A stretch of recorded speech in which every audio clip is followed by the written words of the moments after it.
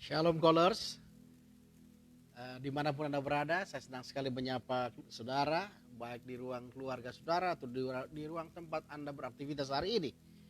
Sebagaimana kita ketahui, hari ini kita akan memasuki call siang hari, artinya kita online lagi khusus untuk hari siang. Nah, siang ini sepanjang 5 hari ke depan, sampai hari Jumat, kita akan membahas sebuah tema yang sangat penting, karena kita sadar bahwa kita manusia yang punya kekurangan, perlu sebuah panduan kehidupan untuk hidup lebih baik ya. Kita akan belajar 5 hari ini tentang kesalahan keluarga saleh. Artinya dalam Alkitab orang-orang yang hebat, orang-orang yang luar biasa dalam iman mereka, ternyata mereka juga punya ceruk kesalahan yang kadang-kala kecil namun fatal, mengakibatkan kehidupan anak-anak mereka begitu luar biasa. Nah, hari ini kita akan mulai dengan kisah seorang Nuh. Ya, coba kita baca dulu dalam Kejadian pasal 7. Bagaimana Allah mendeskripsikan seorang yang bernama Nuh, seorang hamba Tuhan yang luar biasa, dideskripsikan dengan hebat. Alkitab kita bilang begini. Lalu berfirmanlah Tuhan kepada Nuh, dikatakan. Tuhan berfirman kepada Nuh, masuklah ke dalam bahtera itu, engkau dan seisi rumahmu, sebab engkaulah yang kulihat benar di hadapanku di antara orang zaman ini. Alkitab memberikan catatan, Allah memberikan sebuah pujian yang sangat hebat, pujian yang sangat prestisius buat seorang yang bernama Nuh. Dalam Kejadian pasal 7 ayat pertama dikatakan, engkau dan seisi rumahmu, sebab engkaulah yang kulihat benar di hadapanku di antara orang zaman ini. Jikalau manusia memberikan pujian kepada kita orang yang baik, saya percaya manusia sangat subjektif sekali. Tetapi kalau Tuhan yang memberikan sebuah pujian, maka pujian itu sebuah pujian yang sangat objektif, yang sesuai dengan fakta dan kenyataan. Dan Tuhan memberikan kepada Ayub sebuah pengakuan yang hebat, sebab dikatakan engkaulah yang kulihat benar di hadapanku di antara orang zaman ini. Jadi artinya Tuhan menempatkan Ayub sebagai seorang pribadi di atas rata-rata. Tuhan menempatkan Ayub secara pribadi menjadi sebuah tokoh yang sangat sentral, sehingga dikatakan di hadapanku di antara orang zaman ini. Kenapa? Karena Ayub terbukti dalam kehidupannya dia setia kepada Allah. 120 tahun dia buat bahtera dengan ketaatan kepada Tuhan dengan luar biasa. Bahtera yang dibuat bukan di pinggir lautan, tetapi bahtera yang tidak mudah dia kerjakan, bahtera yang sulit dilakukan, tetapi 100 tahun dia setia mengerjakannya dengan luar biasa. Ya, tetapi yang menarik kalau kita bandingkan dengan Kejadian 9, perhatikan Kejadian pasal 9, mulai ayat yang ke-18. Kita perhatikan Kejadian 9, mulai ayat yang ke-18.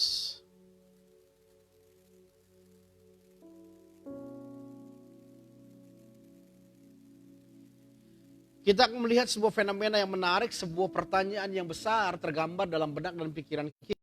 Karena berkaitan dengan kelanjutan keturunan Nuh yang bernama Ham ini. Perhatikan. Kejadian 19 ayat 18 kita mulai. Anak-anak Nuh yang keluar dari bahtera itu ialah Sem, Ham, dan Yafet. Dan Ham adalah bapa Kanaan. Jadi sangat jelas digambarkan Ham adalah bapa Kanaan. Yang tiga inilah anak-anak Nuh. Dari mereka inilah tersebar penduduk seluruh bumi. Ketika bumi dinolkan kembali, tidak ada orang manusia lagi, hanya keluarga Nuh. Maka Tuhan menyatakan dari 3 anak Nuh ini semua cikal bakal nenek moyang manusia itu tersebar. Ayat 20-nya. Nuh menjadi petani. Dialah yang mula-mula membuat kebun anggur. Setelah ia minum anggur, mabuklah ia dan ia telanjang dalam kemahnya. Maka Ham, bapa Kanaan itu melihat aurat ayahnya. Lalu diceritakannya kepada kedua saudaranya di luar. Sudah itu Sem dan Yafet mengambil selai kain dan membentangkannya pada bahu mereka berdua. Lalu mereka berjalan mundur. Mereka menutupi aurat ayahnya sambil berpaling muka, sehingga mereka tidak melihat aurat ayahnya. Apa yang dilakukan anak bungsunya kepadanya, maksudnya Ham, berkatalah ia, terkutuklah Kanaan. Ham disebut bapak orang hamba yang paling hina dari saudara-saudaranya. Timbul sebuah pertanyaan yang menarik. Mengapa sebuah pernyataan yang kita kenal bibit, bebet, bobot tidak selamanya benar? Sebab Nuh punya bibit yang luar biasa, bobot yang hebat, orang yang luar biasa. Tetapi fakta yang mengejutkan kita, anak Nuh yang bernama Ham adalah anak yang dikutuk oleh Nuh sendiri. Timbul pertanyaan buat kita pada siang hari ini. Sebenarnya kesalahan apakah yang terjadi sehingga seorang yang saleh bernama Nuh memiliki anak yang terkutuk, memiliki anak yang kurang ajar, memiliki anak yang sangat-sangat tidak baik menurut kacamata Nuh sampai dia harus kutuki anaknya sendiri. Nah, tidak sedikit hari-hari ini anak-anak Tuhan sadar bahwa kita pun kalau kita memiliki kesalahan seperti Nuh, maka sehebat apapun, sekali berapapun kita sebagai hamba Tuhan, bisa saja anak-anak kita menjadi anak-anak yang durhaka. Nah, siang hari ini kita akan bahas kira-kira apa yang menyebabkan keluarga Nuh bisa menghasilkan seorang anak yang durhaka. Apa kesalahannya dalam kesalehannya seorang bernama Nuh sehingga anaknya menjadi durhaka? Kita perhatikan dalam Alkitab kita, Kejadian pasal 7. Sebentar, sebelum sampai sana saya jelaskan dulu. Ham itu dikutuk kenapa? Karena Ham dengan tidak ada rasa hormat ketika jangan bapaknya Nuh, dia menceritakan di luar. Ham dengan tidak merasa bersalah, dia menceritakan kekurangan akan bapaknya di luar. Nah, yang pertanyaan menarik adalah Ham itu melihat Nuh itu sehingga dia dikutuk karena dia melihat Nuh itu telanjang. Nah, pertanyaannya adalah kenapa sampai Nuh itu telanjang? Kalau kita baca ayat-ayat sebelumnya kita menemukan sebuah kebenaran yang menarik bahwa Nuh itu telanjang karena dia sedang mabuk. Nah, biasanya nih kalau orang itu mabuk biasanya orang itu mabuk dalam kondisi yang stres atau lagi happy. Saya percaya sebagian besar kita akan berkata orang yang lagi stres lah yang akan mabuk. Kenapa? Karena dengan mabuk dia anggap dia bisa keluar dari masalahnya, dia bisa lari dari pergumulannya, dia bisa menghindari kenyataan yang dihadapi. Tetapi dalam konteks Nuh berbeda sekali menurut saya. Nuh itu mabuk bukan karena Nuh itu sedang stres. Kenapa saya katakan demikian? Nuh itu minum anggur sampai mabuk. Pada ayat-ayatnya sebelumnya kita menemukan bahwa Nuh adalah manusia pertama setelah air bah yang bekerja bercocok tanam. Perhatikan, Nuh adalah manusia pertama setelah air bah yang bercocok tanam. Dan dia bertani pohon anggur. Nuh adalah manusia pertama setelah air bah yang menanam anggur, dan Nuh minum anggur sampai mabuk. Nah, kira-kira kalau Nuh minum anggur sampai mabuk, itu memberikan sebuah indikasi buat kita saat menabur atau saat menuai. Saya percaya Nuh minum anggur sampai mabuk berarti Nuh sedang menikmati keberhasilannya, Nuh sedang menikmati pencapaiannya, Nuh sedang menikmati apa yang dia peroleh dalam kehidupannya. Nuh merayakan keberhasilannya, Nuh merayakan kesuksesannya, Nuh merayakan pencapaian yang hebat yang dia kerjakan karena dia menghasilkan panen yang luar biasa. Nah, tapi pertanyaan yang menarik adalah di mana istri Nuh ketika Nuh merayakan pencapaian dan keberhasilannya? Sebab posisi di mana istri itu yang sebenarnya menentukan Ham itu terkutuk atau tidak. Ya. Sebab kenapa? Kalau seandainya gini, saya mau sebutkan sederhananya gini. Nuh itu mabuk karena minum anggur, karena dia kurang memberikan respek, kurang menghormati istrinya. Pada saat pencapaian, pada saat kesuksesan, pada saat keberhasilan, Nuh tidak melibatkan istrinya. Ya. Sebab kenapa? Seandainya ada di situ istrinya bersama dengan Nuh, lalu Nuh minum anggur, dia kehilangan kontrol dirinya, dia mabuk dan telanjang. Lalu istrinya melihat ketelanjangan Nuh, Dan dia tahu anaknya sedang berjalan menuju kepada tendanya. Dia tahu anaknya sedang menuju kepada kamarnya. Maka saya percaya istri yang bijak akan menutupi ketelanjangannya. Nuh akan ditutupi ketelanjangannya dengan selimut. Atau Nuh diberikan pakaian. Sehingga ketika anaknya masuk, Ham tidak akan melihat ketelanjangan bapaknya. Kalau Ham tidak melihat ketelanjangan bapaknya, maka Ham tidak akan menjadi anak yang terkutuk. Oleh sebab itu saya percaya, kita sadar kegagalan Nuh sederhana sekali. Dia kurang menghargai istrinya. Dari mana buktinya Nuh kurang menghargai istrinya? Nah, ayat ini akan menceritakan kepada kita. Kita lihat Kejadian 7 ayat 13. Kita lihat Kejadian 7 ayat 13 sampai ayat yang ke ayat 13 saja ya. Oke, ayat pasal 7 ayat 13. Nanti kita bandingkan dengan pasal 8 ayat 15 dan 16. Kejadian pasal 7 ayat 13 memberikan catatan kepada kita sangat penting sekali, dikatakan begini. Pada hari itu juga, perhatikan tiap kalimat tiap kata yang tercatat dalam kalimat ayat 13 ini. Pada hari itu juga masuklah Nuh, perhatikan, serta Sem, Ham, dan Yafet anak-anak Nuh, dan istri Nuh dan ketiga istri anak-anaknya bersama-sama dengan dia ke dalam bahtera itu. Perhatikan, Nuh ketika masuk ke dalam bahtera, tempat di mana dia menyelamatkan dirinya dari murka Allah yang hebat, dari banjir yang menyala-nyala, dari air bah yang menghempaskan semua isi dunia. Nuh di Alkitab kita memberikan catatan, Nuh masuk ke dalam bahteranya. Dia bersama Sem, Ham, Yafet, yaitu anak-anak Nuh, baru istrinya, baru istri anak-anaknya. Dari ayat ini, mungkin secara sepintas kita tidak memandang ada sesuatu yang aneh. Tidak ada sesuatu hal yang mengherankan. Tetapi kalau kita bandingkan dengan pesan Tuhan dalam pasal yang ke-8. Coba bandingkan dengan pasal ke-8. Pasal 8 ayat 15 dan 16. Pasal 8 ayat 15 dan 16 berkata demikian, perhatikan. Ketika Nuh dalam bahtera dan dia mau keluar dari bahtera itu, Tuhan berfirman begini.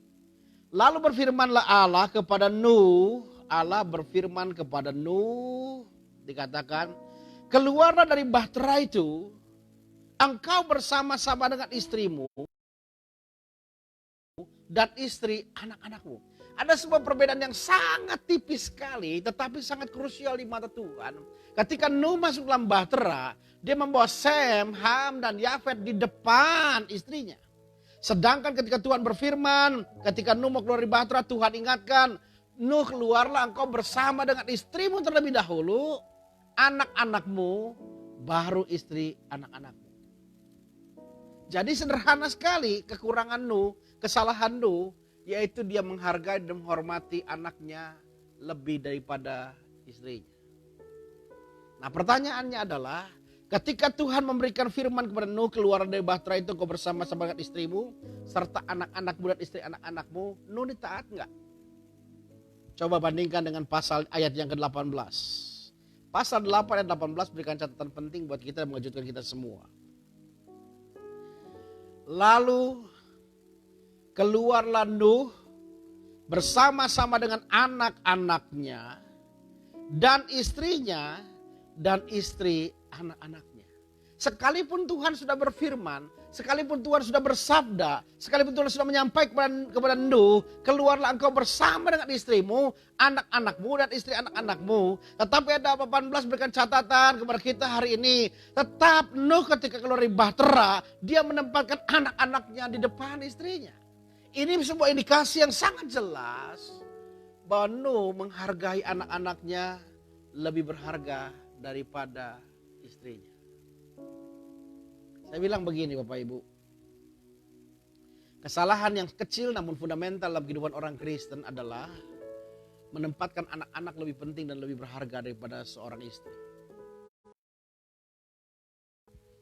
Lebih mudah mana menjadi seorang bapak yang baik atau suami yang baik?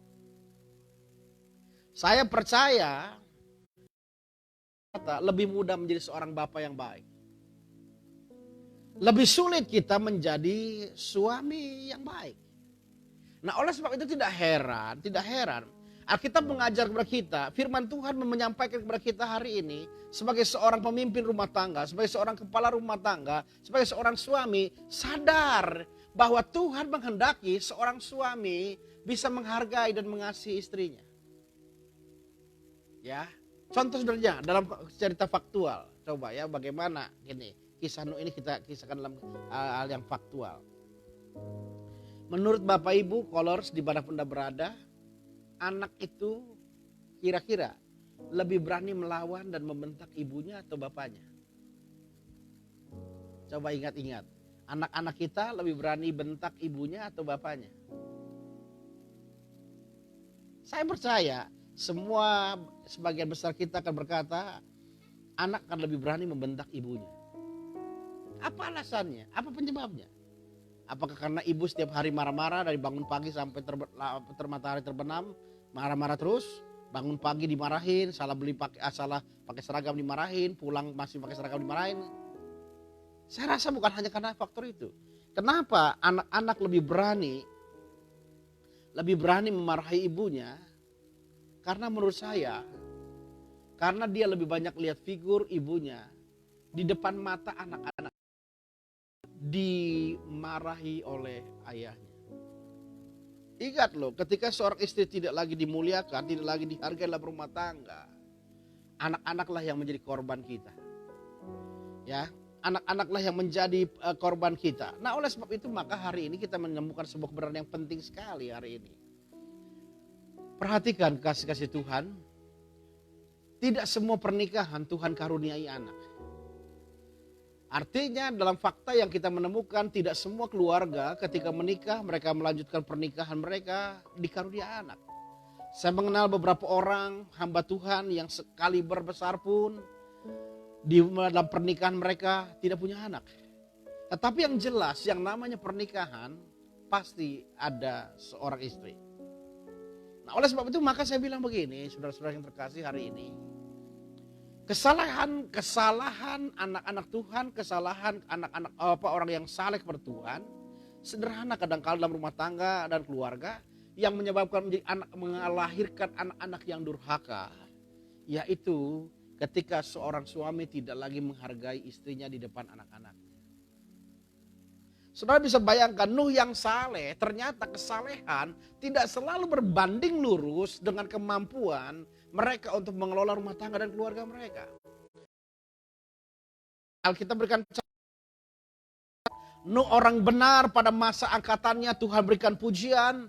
Tuhan nyatakan orang yang benar di mata Tuhan pada masanya. Tetapi Nuh yang sama bisa melahirkan sebuah generasi yang bernama Ham. Yaitu orang yang terkutuk. Ternyata kesalahannya sederhana. Ternyata kesalahannya sepele sekali. Ternyata kesalahannya tidak terlalu besar. Nuh tidak terlibat dalam perzinahan. Nuh tidak terlibat dalam hal-hal yang menistakan rumah tangga dan keluarga. Tetapi ternyata hal yang dia salah, kecil hal yang kecil yang dia salah lakukan adalah dia kurang menghargai istrinya. Dari mana kita dapat bukti kurang menghargai istrinya? Karena ketika Nuh itu mabuk, saat dia mabuk bukan saat depresi, bukan saat lagi stres, tetapi saat dia sedang menikmati berkat Tuhan, yaitu pencapaiannya, keberhasilannya, kesuksesannya. Tetapi di manakah istrinya? Maka tidak heran orang-orang dunia kalau kita lihat hari ini, ketika mereka menemukan kesuksesan, mereka bangun karier dari susah bersama dengan istrinya, berjuang bersama dengan istrinya, tidak sedikit setelah sukses mereka merupakan istrinya. Dan percayalah, anak-anaklah yang akan menjadi korban dalam kehidupan mereka. Nuh ketika dia sukses memperoleh pencapaian yang hebat. Karena dia seorang petani yang bertanam anggur. Dan dia menikmati anggur itu. Dan dia mabuk, kehilangan kontrol diri. Dan dia telanjang. Seandainya ada istrinya di situ. Maka peristiwa Ham terkutuk mungkin akan terhindar. Maka peristiwa jadi anak yang terkutuk, akan terhindar. Kenapa? Ada istri yang menolongnya, yang menutupi aibnya, yang menutupi ketelanjangannya, yang menutupi segala kekurangannya. Istri-istri hari ini juga engkau harus sadar. tugasmu hari ini adalah bagaimana engkau mengcovering suamimu. Jangan biarkan anak-anakmu menista kekurangan suamimu. Engkau harus berjuang bagaimana engkau menutupi kelemahan mereka. Engkau harus berjuang menutupi kekurangan mereka. Sebab engkaulah teman pewaris dikasih perjanjian itu. Nah, oleh sebab itu hari ini kekasih-kasih Tuhan, saya ingatkan kembali. Kesalahan kecil seorang hamba Tuhan yang hebat, yang bernama Nuh, efeknya sangat besar. Janganlah kita lakukan ini lagi dalam keluarga kita hari ini. Berjuang sungguh-sungguh dengan Tuhan hari ini. Karena kita tahu Tuhan rindu setiap keluarga mengalami kepenuhan berkat yang tersedia oleh Tuhan. Dan kalau kita hari ini belajar dari beberapa catatan penting, penyebaran orang-orang keturunan Ham itu menjadi bangsa orang-orang Afrika. Sebagian wilayah Afrika hari ini mungkin masih ada namanya budak. Masih ada strata hidup yang hari ini kalau kita temukan ya, banyak penyakit-penyakit, epidemi itu muncul dari sana. Sampai hari ini bangsa keturunan Ham menjadi bangsa yang terbelakang dibandingkan dengan bangsa-bangsa yang lain. Lihat sebuah pengalaman yang sangat menarik buat kita hari ini. Tuhan rindu setiap rumah tangga mengalami kelimpahan. Tuhan rindu setiap rumah tangga dan keluarga mengalami berkat penyediaan yang Tuhan sediakan dalam kehidupanmu. Maka berjuanglah bersama dengan saya hari ini. Bangun rumah tangga kita dengan baik. Tempatkan anak-anak di belakang istrimu. Sebab kenapa? Istri adalah teman pewaris dari kasih karunia yang Tuhan sediakan dalam kehidupan kita. Oleh sebab itu maka saudara-saudara yang terkasih, bercermin, belajar, melihat pengalaman seorang hamba Tuhan yang bernama Nuh. Yang ternyata dalam kesalehannya tidak bisa mengcovering, tidak bisa menjaga sehingga jadi anak yang terkutuk. Hari ini saya berdoa buat setiap kita yang mendengar live streaming ini, buat setiap kita scholars dimanapun Anda berada, berjuang hari ini. Rumah tanggamu akan menyatakan, akan membuktikan akan seperti apa generasi anak-anakmu. Dan itu dimulai dari hubungan suami istri yang Tuhan. Sekali lagi, suami-suami harus menghargai istrinya. Namun juga istri-istri, sekali lagi harus sadar, engkau harus menjadi orang yang menutupi ketelanjangan, yang menutupi aib, yang menutupi kekurangan suamimu. Karena jangan sampai kekurangan suamimu menjadi aib yang besar bagi anak-anakmu.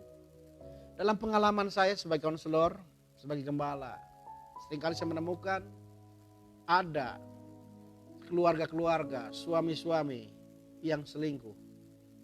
Dan ibu-ibu itu cerita bagaimana sakit dan hatinya, kepahitan yang dialami akibat daripada peristiwa itu. Tetapi pesan yang sering saya sampaikan kepada mereka adalah, jangan cerita sama anak-anakmu. Kenapa saya katakan demikian? Sebab kalau seorang pria menikah dengan seorang wanita dan dia berzina, berselingkuh, itu melukai hati istrinya. Dan kalau dia cerita sama anaknya yang perempuannya ini, maka yang akan diceritakanlah kepahitannya, yang diceritakan adalah sakit hatinya, yang diceritakan hal-hal yang negatif. Sehingga kalau anak perempuan ini tumbuh, bertambah besar dan menjadi dewasa, dan dia tidak dipulihkan oleh Tuhan, maka saya berani pastikan anak ini akan menjadi anak yang posesif. Nah, saya tanya, ketika anak ini dalam masa pertumbuhannya, dia tahu bapaknya brengsek, dia tahu bapaknya tidak benar, dia tahu bapaknya seorang penjina. Kira-kira mudahkah bagi dia seorang anak wanita ini untuk bisa menghormati bapaknya? Saya rasa sulit. Wanita-wanita yang lahir dari keluarga yang bapaknya penjina itu akan menjadikan mereka menjadi wanita-wanita yang posesif. Dan posesif inilah yang membuat dalam pernikahan selanjutnya anaknya ini membuat benturan yang keras dengan suaminya. Karena sikap posesif inilah yang membuat benturan yang hebat dengan suaminya, maka tidak heran akhir daripada pernikahan anaknya ini juga berakhir kepada perceraian. Jadi hari ini bapak-bapak, jagalah dirimu dari dosa perzinahan, dosa-dosa yang menghancurkan rumah tangga dan keluarga. Karena resikonya, harga yang kau bayar begitu mahal, yaitu kehidupan anak-anakmu. Jadi hari ini saudara-saudara yang terkasih, saya ingatkan kembali, Nuh memiliki anak yang terkutuk bernama Ham. Karena ada andil kesalahan Nuh, dia kurang menghargai dan menghormati istrinya. Sehingga itulah yang terjadi. Nah, oleh sebab itu maka hari ini kita mau diingatkan oleh Tuhan, hierarki rumah tangga kita, seorang suami lalu di bawahnya istrinya, baru anak-anaknya. Istri-istri, jangan umbar kelemahan suamimu. Jangan cerita kemana-mana kekurangan suamimu. Karena kau dipanggil justru untuk menjadi penolong yang akan men-covering, yang akan menutupi, yang akan menjaga kekurangan suamimu sehingga tidak dilihat oleh orang lain. Oleh sebab itu maka hari ini janganlah kau biarkan kesalahanmu menjadi kesalahan kita semua. Ya. Sehingga kalau kita sungguh bisa menghargai sesuai dengan hierarki firman Tuhan, maka kita akan menjadi keluarga yang diberkati Tuhan. Amin, firman Tuhan. Mari kita tundukkan kepala. Bapa yang baik, kami bersyukur pada siang hari ini. Firman-Mu mengajar kepada kami bagaimana membangun keluarga yang saleh seperti Nuh, tetapi keluarga yang saleh ini juga tidak mengalami pengalaman seperti Nuh karena anaknya menjadi anak yang durhaka. Kami rindu anak-anak kami menjadi kebanggaan kami. Kami rindu anak-anak kami menjadi kehormatan buat kami. Kami rindu buat anak-anak kami supaya anak-anak kami adalah kebanggaan pada masa tua kami. Oleh sebab itu Tuhan mengajar kepada kami siang hari ini. Kami harus menghargai suami, kami harus menghargai istri. Ketika seorang suami dan istri saling menghargai, maka anak-anak pun akan respect, akan menghargai kedua orang tuanya. Dan ketika mereka menghargai kedua orang tuanya, maka berkat Tuhan akan limpah dan mengalir kehidupan mereka. Pada siang hari hamba berdoa Tuhan, bagi setiap anak-anak Tuhan yang mengalami luka dalam rumah tangga dan keluarganya, yang mengalami kepahitan dalam rumah tangga dan keluarganya hari ini, Engkau membebat mereka, Engkau menyembuhkan sakit hati mereka, Engkau menjamah mereka sehingga mereka menjadi orang-orang yang dipulihkan oleh Tuhan. Demikian juga seorang istri yang terluka oleh suaminya, hamba berdoa lawatan Tuhan, kasih setia Tuhan akan membuat hati dan pikirannya. Dan hamba juga berdoa Tuhan buat suami-suami yang terluka karena perlakuan istrinya Tuhan. Kiranya tangan Tuhan yang kuat juga menyertai mereka semua. Terima kasih Bapa. Hanya di dalam nama Tuhan Yesus Kristus kami bersyukur, kami berdoa. Haleluya. Amin. Jangan lupa sebentar malam dalam call malam kita akan membahas manusia hidup dengan kodrat ilahi kita ya. Nanti kita akan talk show dengan Pak Triliarso. Tuhan memberkati kita semua. Shalom.